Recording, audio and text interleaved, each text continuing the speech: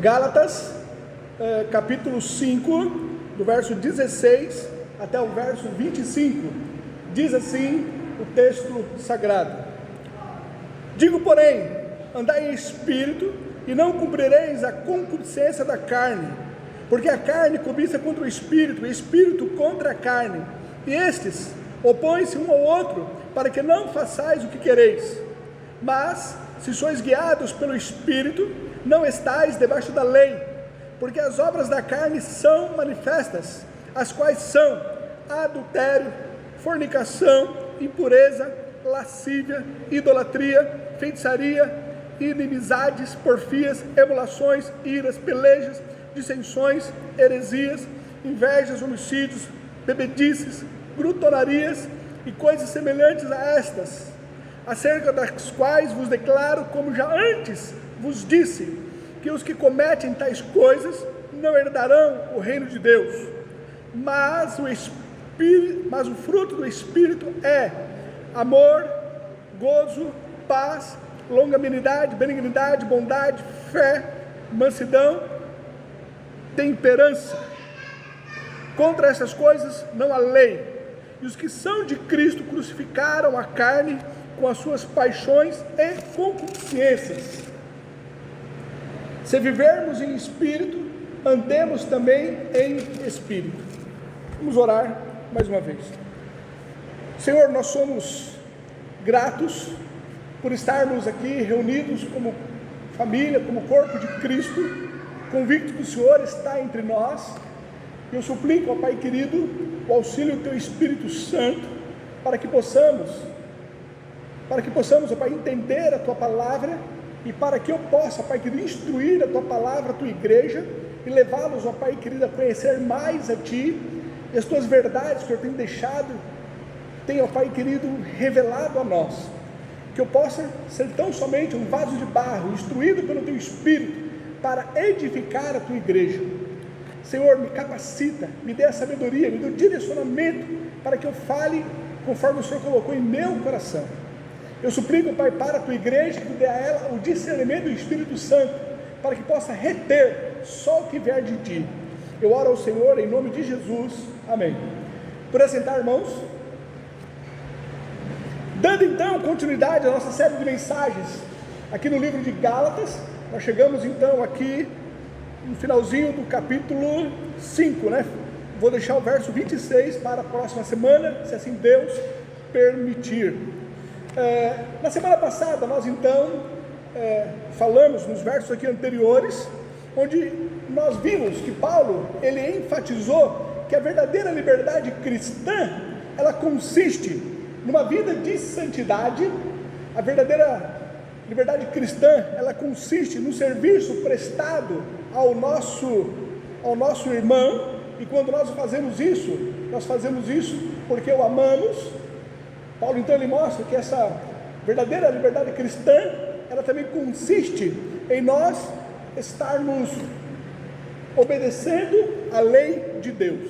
Esta é a verdadeira liberdade cristã.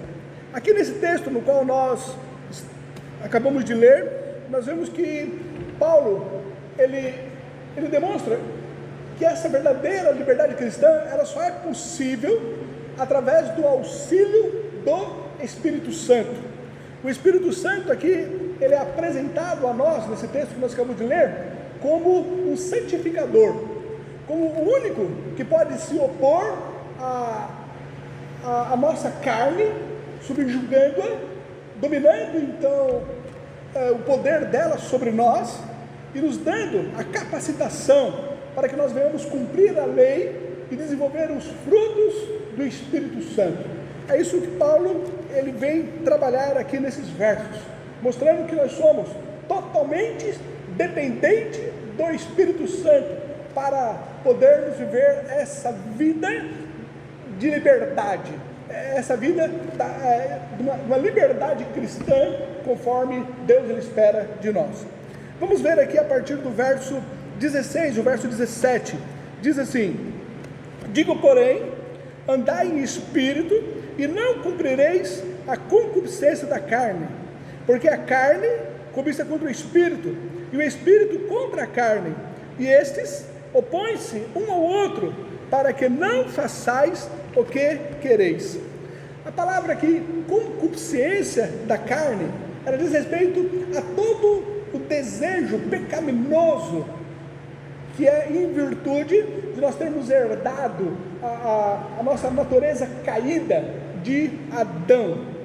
Romanos, capítulo 5, verso 12 diz: portanto, como por um homem entrou o pecado no mundo, e pelo pecado a morte, assim também a morte passou a todos os homens, por isso que todos pecaram. Em virtude então de nós termos herdado essa natureza pecaminosa de Adão, essa concupiscência, é todo esse desejo carnal, resultado então da nossa herança pecaminosa. E o Espírito, no qual ele se refere aqui, é o Espírito Santo, que ele vive em nós, ele também nos regenera.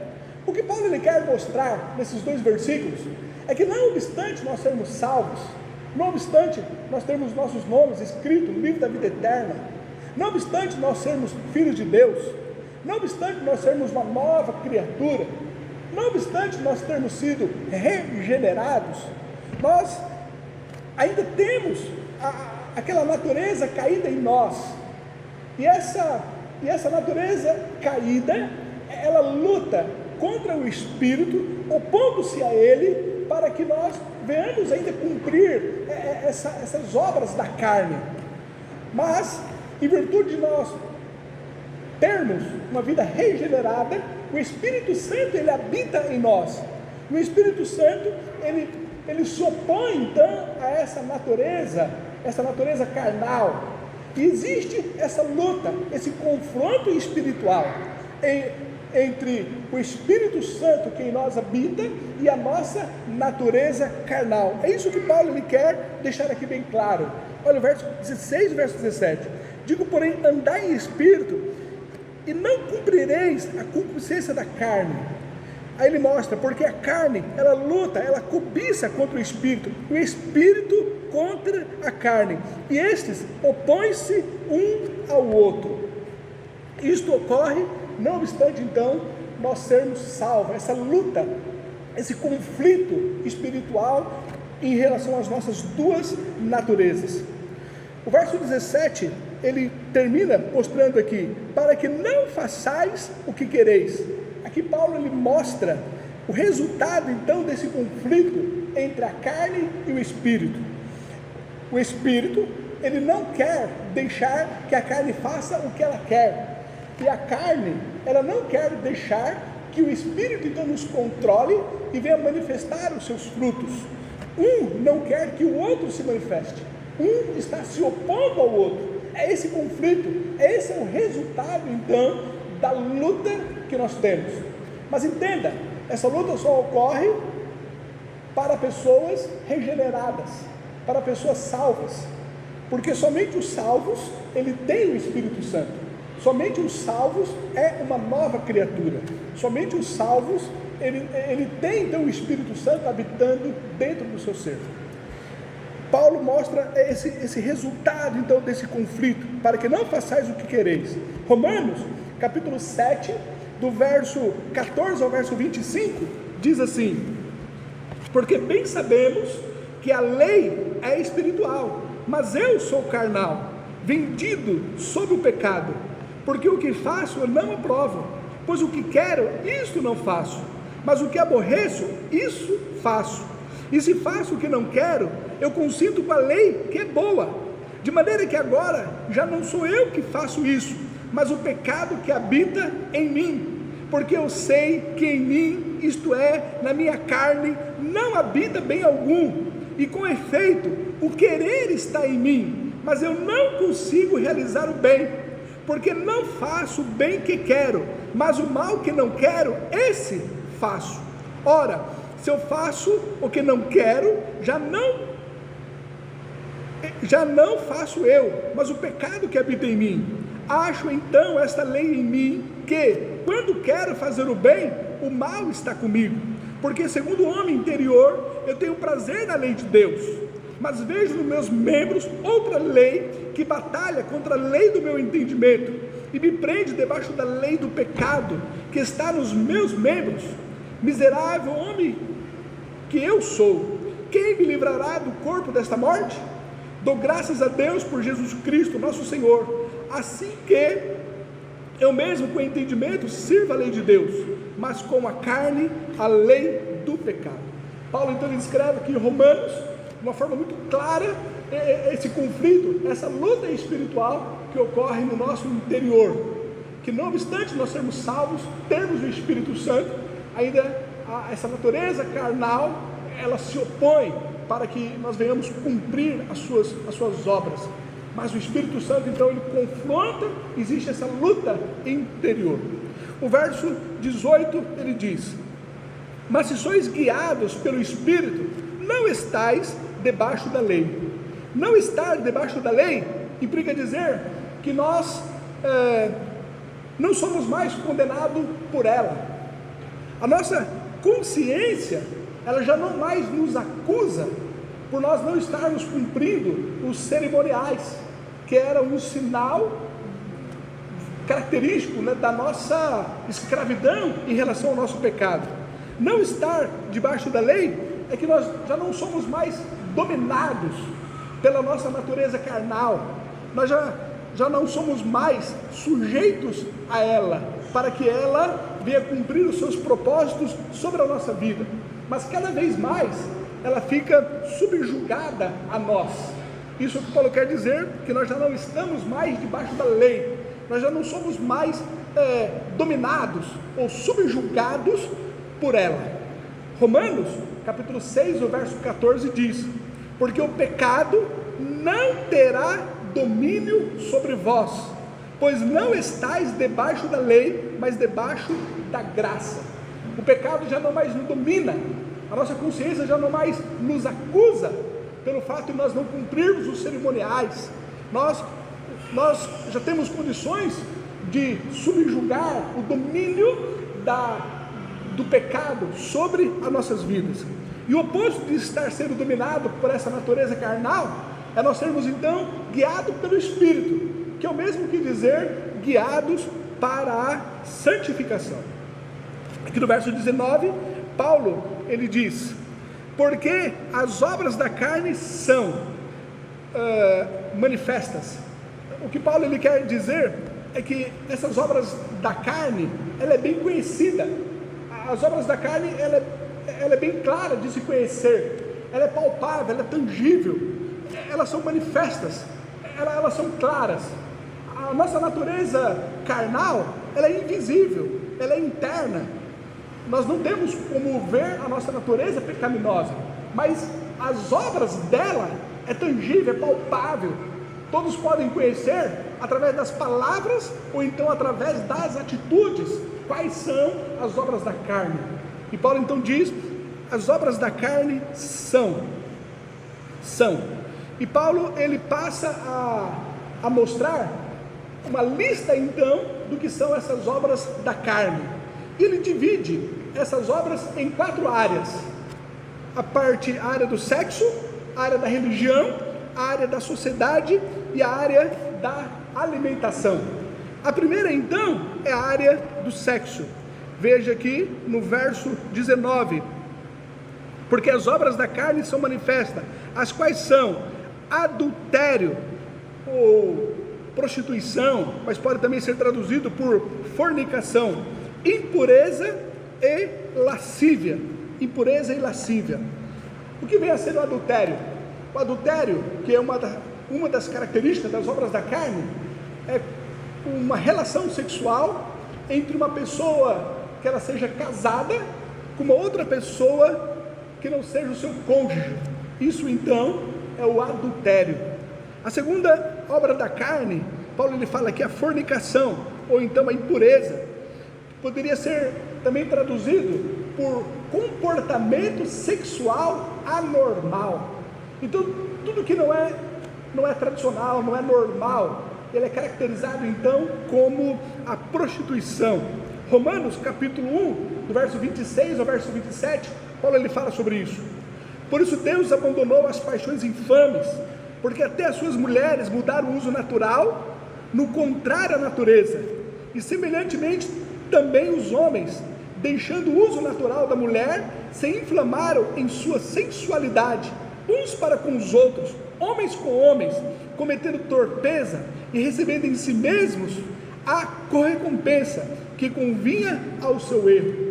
Todo tipo de relacionamento sexual que é anormal, que é fora de um padrão entre um homem e uma mulher, é considerado então uma prostituição, fornicação. É isso que Paulo ele quer mostrar aqui como uma segunda característica da obra da carne. Aí depois ele fala sobre lascívia. A lascívia vem a ser uma indecência, é uma alusão a um público e atrevido desprezo à moral. São algum tipo de atitude sexual que choca as pessoas. A lascívia, ela vem a ser comparado com um ato que a pessoa ela faz em público, sem ela ter nenhum pudor, sem ela ter nenhum tipo de vergonha. É característico, por exemplo, dos animais, dos cachorros, quando estão no cio, ele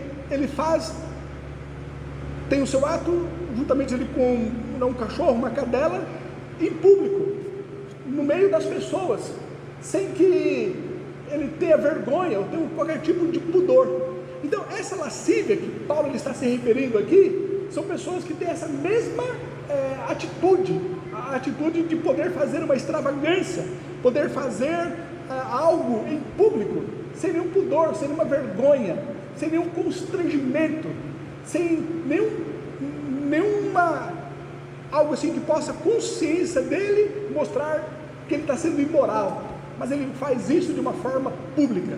É isso que Paulo ele distingue em relação à lascívia. Aí continua, porque as obras da carne são manifestas, quais são? Adultério, fornicação, impureza e lascívia. Esta é a primeira área. A segunda área dessa lista que Paulo fala em relação às obras da carne, está aqui na religião, onde ele diz no verso 20, a idolatria e a feitiçaria. Interessante que nós devemos perceber aqui, que a idolatria, ela é tão obra da carne, quanto a imoralidade. Portanto, as obras da carne, elas são tanto ofensas contra Deus, como também contra nós mesmos, ou contra outras pessoas.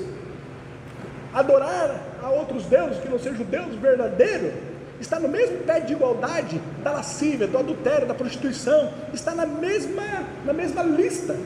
Paulo ele reconhece como obra da carne, como uma imoralidade, tanto relações sexuais ilícitas, quanto também a idolatria. E a idolatria vem a ser qualquer culto que a pessoa faça, que não seja ao Deus verdadeiro. Romanos capítulo 1, o verso 23 e o verso 25 diz: e mudaram a glória de Deus incorruptível em semelhança da imagem de homem corruptível, e de aves, e de quadrúpedes, e de répteis, pois mudaram a verdade de Deus em mentira, e honraram e serviram mais a criatura do que o Criador, que é bendito eternamente. Amém. Êxodo capítulo 20, do verso 1 ao verso 5, diz assim: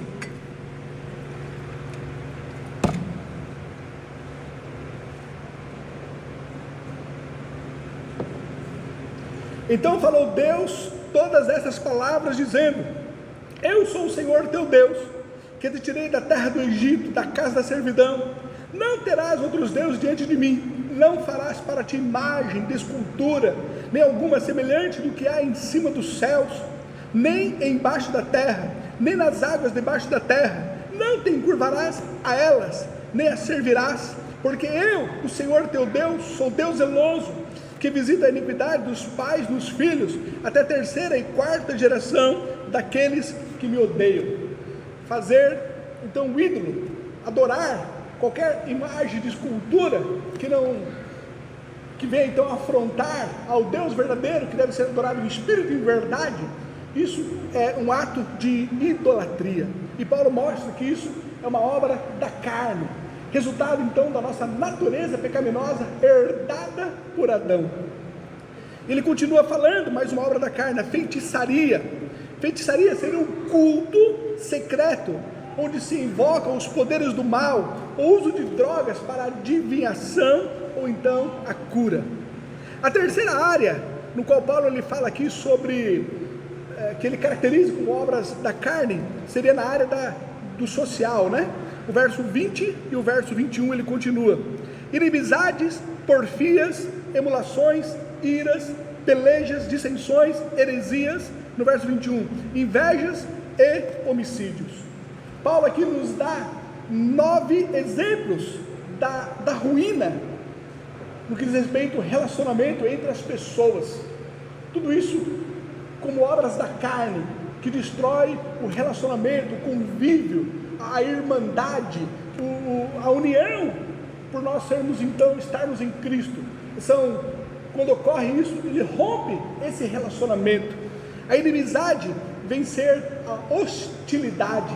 A pessoa é hostil contra o seu irmão, contra o seu próximo.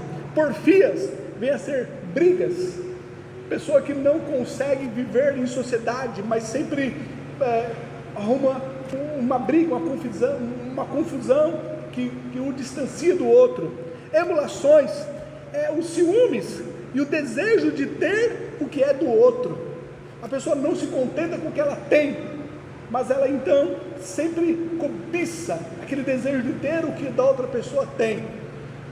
Às vezes, nem sempre o que ela deseja do outro é por o outro ter algo melhor, mas é por pura hostilidade da carne, porque realmente essa é uma natureza caída. Ela então cobiça, deseja o que é do outro, às vezes nem o precisa, mas ela então caracteriza a sua natureza carnal.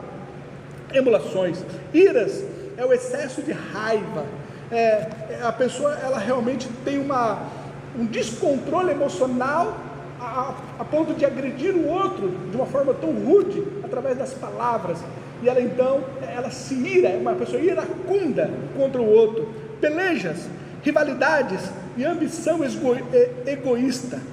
Filipenses capítulo 2, o verso 3 diz: nada façais por contenda ou por vanglória, mas por humildade, cada um considera os outros superior a si mesmo.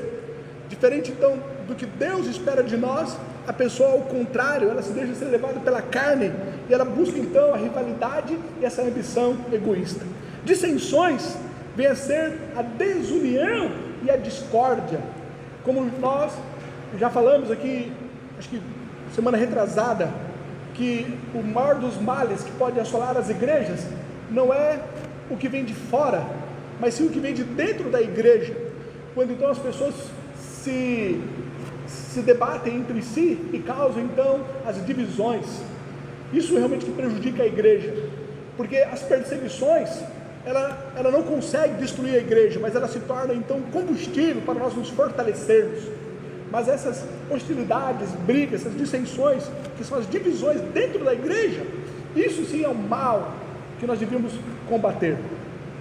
Heresias seria então facção partidária, divisões, vai ser o resultado dessa dissensão, porque a pessoa não consegue viver em unidade com o outro, ela então busca se dividir, romper o relacionamento.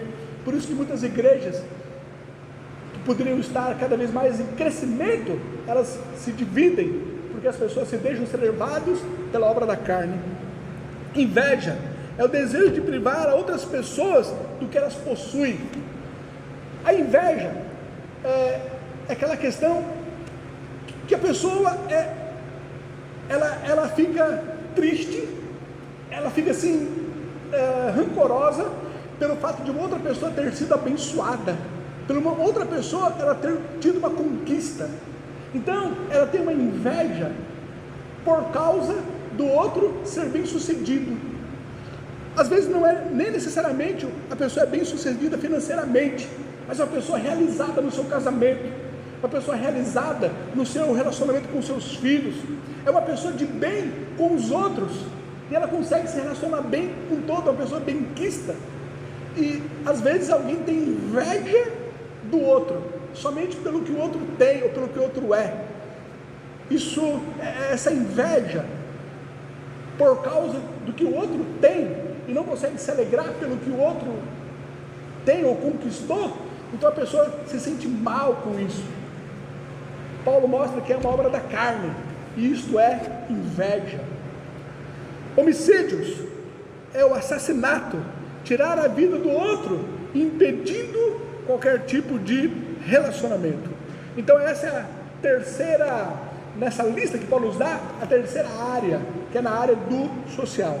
A quarta área vem a ser na área da alimentação, onde ele coloca aqui por fim as bebedices e as glutonarias. Romanos capítulo 13, o verso 13, Paulo ele também fala sobre essas duas características, né, das obras da carne. Andemos honestamente como de dia, não em glutonarias, nem em bebedeiras, nem em desonestidades, nem em dissensões, nem em contendas e invejas. Romanos capítulo 13, o verso 13. E percebemos que tanto aqui nessa lista dos Gálatas, como na lista também de Romanos, Paulo ele coloca a glutonaria e a bebedice juntos. Pessoas que não têm controle sobre o que ela está comendo e sobre o que ela está bebendo.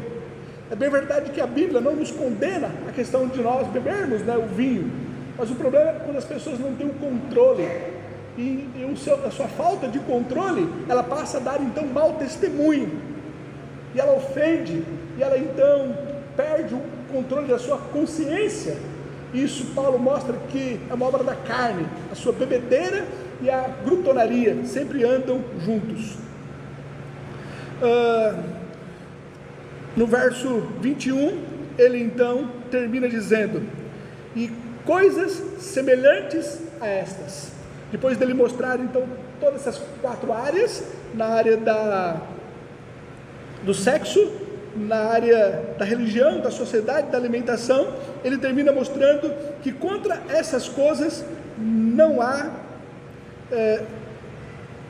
e coisas semelhantes a estas, né? Ele diz: idolatria, feitiçaria, inimizades, porfias, emulações, iras, pelejas, dissensões, heresias, invejas, homicídios, bebedices, glutonarias e coisas semelhantes a estas.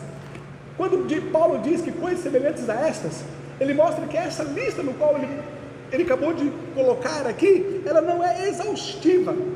Ou seja, a obra da carne, ela pode ser também manifestas através de outras características, outras atitudes que a pessoa tem.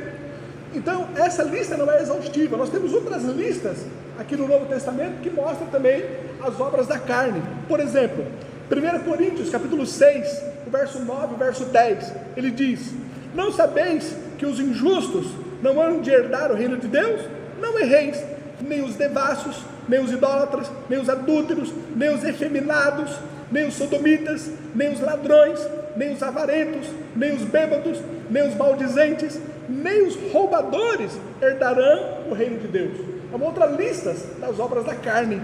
Apocalipse capítulo 21, o verso 7 e o verso 8 diz: quem vencer herdará todas as coisas, e eu serei o seu Deus, ele será o meu filho. Mas quanto aos tímidos, e aos incrédulos, e aos abomináveis, e aos homicidas, e aos fornicadores, aos feiticeiros, aos idólatras, e a todos os mentirosos, a sua parte será no lago que arde com fogo e enxofre, o que é a segunda morte. É uma outra lista de características das obras da carne. Apocalipse capítulo 22, o verso 14 e o verso 15 diz: bem-aventurados aqueles que guardam os seus mandamentos, para que tenham direito à árvore da vida, e possam entrar na cidade pelas portas. Ficarão de fora os cães, e os feiticeiros, e os que se prostituem, e os homicidas, e os idólatras, e qualquer que ama e comete a mentira. Então, as obras da carne são todas essas características que se opõem ao Espírito Santo, que é resultado da nossa natureza carnal. Ele continua no verso 21 e diz: acerca da quais vos declaro, como já antes vos disse. Paulo ele está mostrando aqui nessa carta que ele está enviando aos Gálatas, que sobre esse assunto, sobre essas obras da carne, ele já havia falado com eles na ocasião que ele esteve lá implantando a igreja.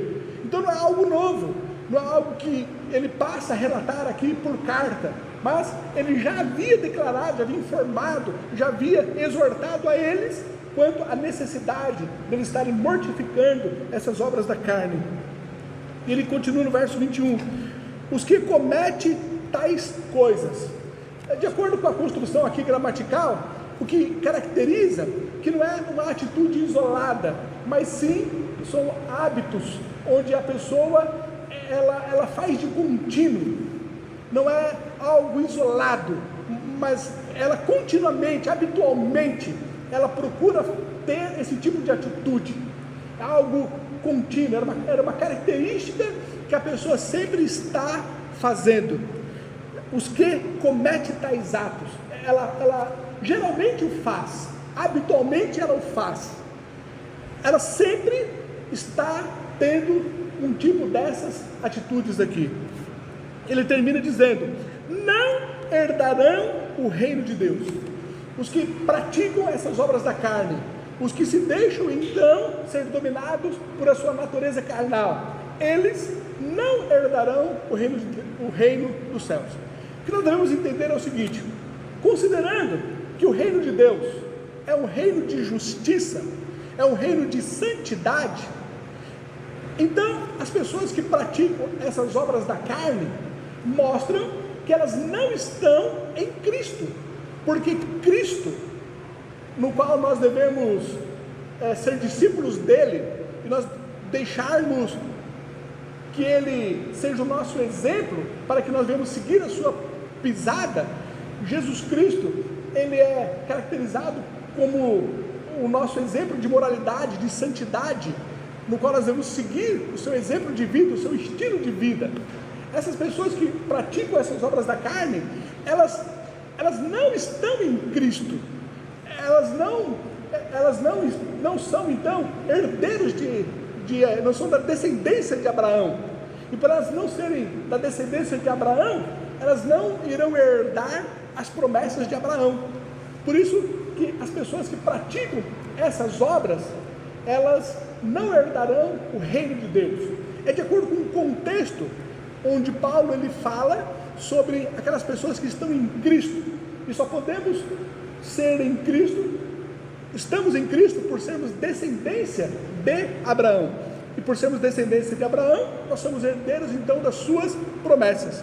Gálatas capítulo 3, o verso 29 diz: esses sois de Cristo, então sois descendência de Abraão e herdeiros conforme a promessa.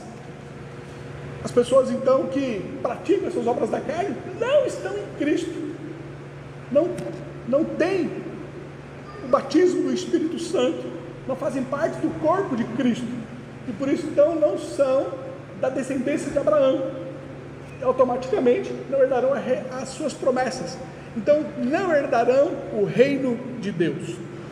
Agora Paulo começa no verso 22 mostrando o fruto do Espírito. Do Espírito indica aqui a fonte, ou então a causa disso. Esses frutos, eles só são possíveis ser produzidos a partir desta fonte, que é o Espírito. O que deixa aqui bem claro é que qualquer virtude que nós venhamos produzir só é possível através da atuação do Espírito Santo em nós, visto que nós por nós mesmos só iremos conseguir produzir as obras da carne. Por isso que essas virtudes, elas não são virtudes nossas, mas são virtudes do Espírito. É o Espírito que nos capacita a podermos produzir essas obras. E Paulo então fala aqui, do verso 22, quais são os frutos do Espírito: amor, gozo, paz, longanimidade, benignidade, bondade, fé, mansidão e temperança. Nós temos aqui uma lista de 9 graças cristãs, e que elas demonstram o nosso relacionamento com Deus, o nosso relacionamento com o próximo e o nosso relacionamento com nós mesmos. Para com Deus, amor, alegria e paz. Por mais que essas 3 características, essas 3 virtudes, amor, alegria e paz, sejam virtudes cristãs universais, nós entendemos que ela se refere principalmente à nossa atitude para com Deus, visto que o nosso primeiro amor deve ser o nosso amor em Deus, o nosso amor maior, o nosso amor primeiro é o nosso amor em Deus. Deuteronômio 6 do 4 ao 5 diz: ouve, Israel, o Senhor nosso Deus é o único Senhor. Amarás, pois, o Senhor teu Deus de todo o teu coração, de toda a tua alma e de todas as tuas forças. A nossa principal alegria, o nosso gozo, que pode ser aqui também traduzido, na verdade, ele é primeiro direcionado a Deus. Essa verdadeira alegria, nós só a conseguimos em virtude de estarmos em Deus, por termos o Espírito Santo, por estarmos em Cristo. Filipenses 4, verso 4 diz: regozijai-vos sempre no Senhor. Outra vez digo, regozijai-vos. Neemias capítulo 8, verso 10 diz: porque a alegria do Senhor é a nossa força. Porque esse regozijo, essa alegria no qual nós temos, não é uma alegria que é em virtude das circunstâncias, mas uma alegria como resultado de nós estarmos em Deus. Rios de água viva, ele flui do nosso ventre, e nós só podemos nos regozijarmos com a alegria verdadeira, não a que o mundo nos proporciona, mas a satisfação interior e a alegria verdadeira quando nós estamos em Deus. E a nossa paz, a mais profunda, é a paz que nós desfrutamos também em Deus. Romanos capítulo 5, verso 1 diz: tendo sido, pois, justificados pela fé, temos paz com Deus por nosso Senhor Jesus Cristo. E João capítulo 14, verso 27 diz: deixo-vos a paz, a minha paz vos dou, não vos la dou como o mundo a dá. Não se turbe o vosso coração, nem se atemorize. Então, quando nós dizemos que o amor, o gozo e a paz diz respeito ao nosso relacionamento com Deus, é porque o amor primeiro, o amor verdadeiro é o amor com Deus. A alegria verdadeira é essa alegria por estarmos em Cristo. E a paz verdadeira, a paz mais profunda, é a paz em virtude de nós termos um relacionamento com Deus. Nós não somos mais inimigos de Deus, mas nós temos uma paz com Deus. E essa paz no qual nós temos, não obstante as circunstâncias, é a paz no qual Jesus Cristo nos deu. Deixo-vos a paz. É a paz interior, aquele poder apaziguar a nossa alma, o nosso coração, não obstante o mundo estar em ruína. Por isso que diz respeito então a esse relacionamento com Deus. As outras atitudes diz respeito ao nosso relacionamento para com os outros. Longanimidade, benignidade e bondade são virtudes sociais, principalmente voltadas para os outros e não para Deus, visto que longanimidade é a paciência que nós temos para com aqueles que nos irritam, para com aqueles que nos perseguem. Então nós temos um ânimo longo, nós não perdemos a animosidade, nós somos longânimos, continuamos ao lado da pessoa, não ela está nos irritando, não ela está nos perseguindo, nós ainda continuamos com o nosso mesmo ânimo, nós não nos irritamos contra, nós continuamos firmes, animados, perseverantes na nossa condição de paz, não obstante a pessoa estar nos irritando. Longânimo para com o próximo. Benignidade é uma questão de disposição. Você faz o bem, você não fica passivo em relação à necessidade do outro, mas você se dispõe a estender a mão a fazer o bem. É uma questão de disposição. Você se propõe a ajudar, a ser benigno para com o outro. E por fim, a bondade, que se refere a palavras e também a atos. E por fim, nós vemos aqui atitudes cristãs ou virtudes cristãs voltadas a nós mesmos. Aí ele coloca aqui as três últimas: fé, mansidão e temperança. Veja bem, essa fé no qual Paulo ele se refere aqui, não é uma fé que é uma característica de uma religião, e também não é uma fé no que diz respeito à necessidade que nós devemos ter para ter um relacionamento com Deus, mas seria a questão da fidelidade.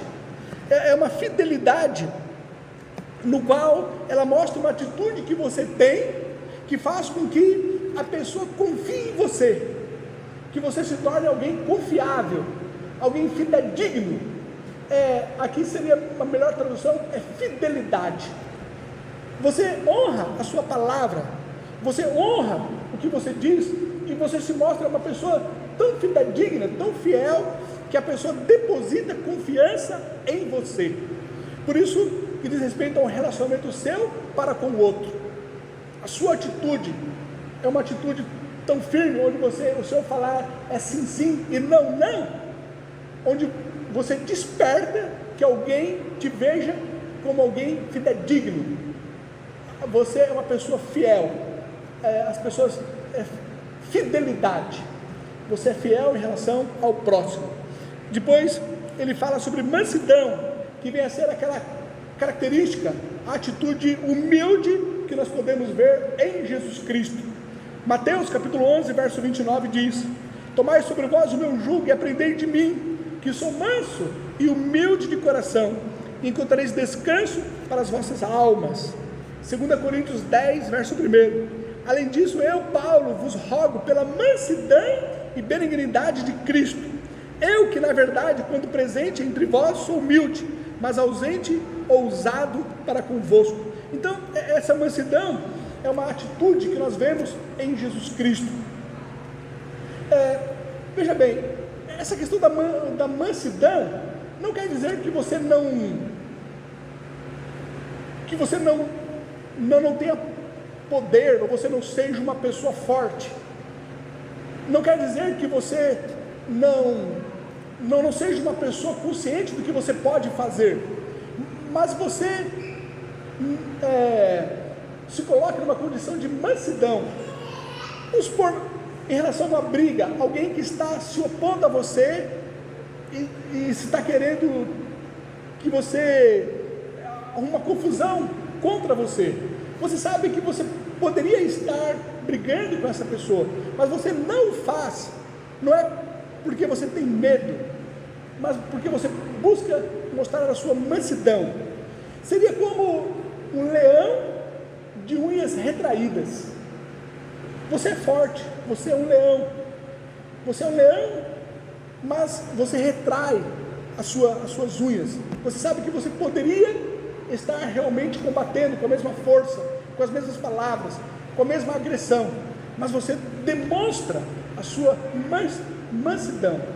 Então você é um leão das unhas retraídas. Você não mostra as garras conforme outra pessoa está fazendo. Você se retrai. Isso é uma característica então da mansidão. E por fim, a temperança, que vem a ser o autocontrole ou domínio próprio. Talvez uma das virtudes mais difíceis que nós podemos ter é controlar o nosso ânimo, controlar o nosso temperamento, controlar as nossas emoções, controlar então a nossa raiva. É você não se deixar levar pelo outro, mas você se deixa levar pelo Espírito Santo que habita em você. Você não é controlado pela outra pessoa, mas é você controlado pelo Espírito Santo. É aquela questão que você não paga com a mesma moeda. Você não usa do artifício da desculpa, que você o faz porque o outro fez. Eu só gritei porque ele gritou também.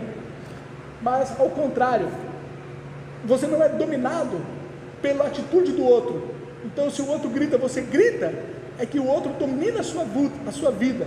Mas se você tem o domínio próprio e é controlado não pela atitude do outro, mas você é controlado pelo Espírito Santo, então não obstante o outro gritar, você não revida, mas você controla o seu ânimo. Autocontrole é a temperança. Você é controlado não pela atitude do outro, mas você é controlado pelo Espírito Santo. Temperança. E Paulo termina no verso 23 dizendo: contra essas coisas não há lei. A função da lei, ela é controlar, restringir ou impedir. E aqui todas essas características, essas 9 características, elas não precisam ser limitadas. Então contra elas então não há lei. No verso 24 diz: e os que são e os que são de Cristo crucificaram a carne com as suas paixões e concupiscências. Olha aqui algo muito interessante para nós observarmos aqui no verso 24, que a crucificação da carne não é algo que alguém faz por você, não é algo que o Espírito Santo faz por você, mas é algo no qual você deve fazer. Quem crucifica a carne somos nós. Olha aqui o verso 24: e os que são de Cristo crucificaram a carne com as suas paixões e concupiscências. Não espere que por você então ser guiado ou direcionado pelo Espírito Santo, vai haver uma manifestação sobrenatural em sua vida, como uma questão mágica, como se Deus tivesse uma varinha de condom, e você pedisse então fidelidade, e Deus com aquela varinha batesse em tua cabeça, e você passasse agora a ser digno de confiança. Não, é algo que você deve mortificar a sua carne, mortificar a sua natureza. Você deve demonstrar pelas suas atitudes, pela sua crucificação da carne, que você vai ser digno de alguém confiar na tua palavra, no seu dizer, que você controle o seu temperamento, que você controle então a sua vida, crucificando a sua velha natureza. É algo que depende de você, é você que tem que se esforçar, é você que tem que romper com esse desejo da carne, crucificando-a, subjugando-a à vontade de Deus sobre a sua vida. Essa é uma atitude que depende de você para poder romper com o domínio do pecado sobre a sua vida. Olha o verso 24: e os que são de Cristo crucificaram a carne. A crucificação, a mortificação ou a sujeição da carne depende de você, da sua disposição, do seu esforço, do seu interesse. Bem verdade que o Espírito Santo, de uma forma muito gentil, ele então nos direciona, de uma forma muito amável, ele nos mostra o caminho que nós devemos cair. Mas quem tem que crucificar a carne é você. É você que tem que mortificar a sua velha natureza. Por fim, aqui no Lucas capítulo 9, verso 23 diz: e dizia a todos: se alguém quer vir após mim, negue-se a si mesmo, e tome cada dia a sua cruz, e siga-me. Lucas 14, 27 e 33: e qualquer que não levar a sua cruz, e não vier após mim, não pode ser o meu discípulo. Assim pois, qualquer de vós que não renuncia a tudo quanto tem, não pode ser o meu discípulo. É você que leva a cruz, é você que renuncia a tudo quanto tem, é você que tem que ter uma disposição de crucificar a sua carne, se você almeja ser um discípulo do Senhor Jesus Cristo. Por fim, no verso 25 ele diz: se vivemos em espírito, andemos também em espírito. Aqui Paulo ele repete o que ele já havia dito no verso 16, quando ele fala sobre andar em espírito. Olha aqui no verso 16: digo porém, andai em espírito. E aqui no verso 18, Paulo ele coloca, mas se sois guiados pelo Espírito. E aqui no verso 26, verso 25, se vivemos em espírito, devemos andar em espírito. Então, no verso 16, ele já havia dito sobre a questão de andar em espírito, e ele repete aqui no verso 25. Mas no verso 18, ele fala que nós devemos ser guiados em espírito. E aqui no verso 25, ele fala que nós devemos andar em espírito. É interessante nós notarmos esse contraste que Paulo faz entre você ser guiado pelo Espírito e você andar em espírito. O guiado em espírito está na voz passiva, e o andar em espírito está na voz ativa. É o Espírito de uma forma muito dócil que nos guia, nos mostrando o caminho, fazendo com que nós venhamos lembrar de tudo que Deus nos revelou, nos mostrou. É o Espírito que nos constrange, a nós nos santificarmos, mas Ele o faz de uma forma dócil. Agora, quem deve andar é você. Quem tem que se comprometer, ter uma atitude, um compromisso é você. Quem anda em espírito é você. O ser guiado está na voz passiva, mas o andar está na voz ativa. Você, por vezes, tem no seu coração aquele desejo de orar. O Espírito Santo te lembra da necessidade de você buscar a Deus, mas é você que tem que se propor a se ajoelhar ou entrar dentro do seu quarto e ter esse momento de oração. Talvez você se lembre que você tem culto aos domingos aqui, um culto de doutrina durante a semana. O Espírito Santo lembra, ou então usa alguém para te lembrar, ligar para você, e você então sabe disso.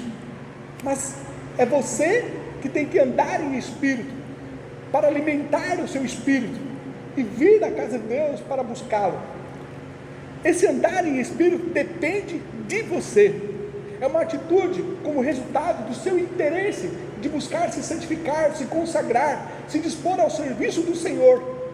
É você que tem que se colocar diante de Deus para que a vontade dele se cumpra e se realize em sua vida. O Espírito te guia de uma forma muito dócil, mas a disposição e andar depende de você. Terminando aqui, nós podemos ver algumas lições que aprendemos então nesse texto. A primeira lição é: não obstante nós sermos salvos, existe um conflito contínuo em nosso interior.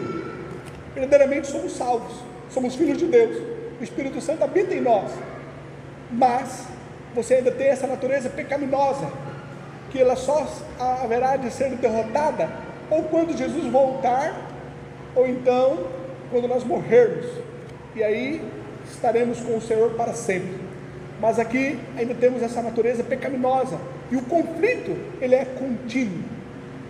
A segunda lição que nós aprendemos é que ao andarmos no Espírito, a carne fica cada vez mais subjugada. Cada vez mais que você anda em Espírito, mais você consegue controlar o domínio da carne sobre a sua vida. E a terceira lição é que é o Espírito que nos guia, mas quem anda somos nós. Não espere que algo sobrenatural ocorra sobre a sua vida, mas que você se comprometa, uma disposição sua, e Deus ele nos dá a liberdade para que nós venhamos adorá-lo. Deus ele não nos faz robôs, controlados então sem a nossa vontade.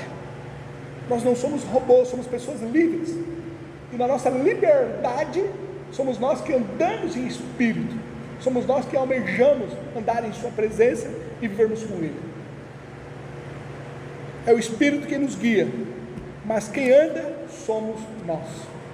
Oh Deus, obrigado porque o Senhor tem nos ensinado as suas verdades, e essas verdades que elas possam ser escritas em nossos corações.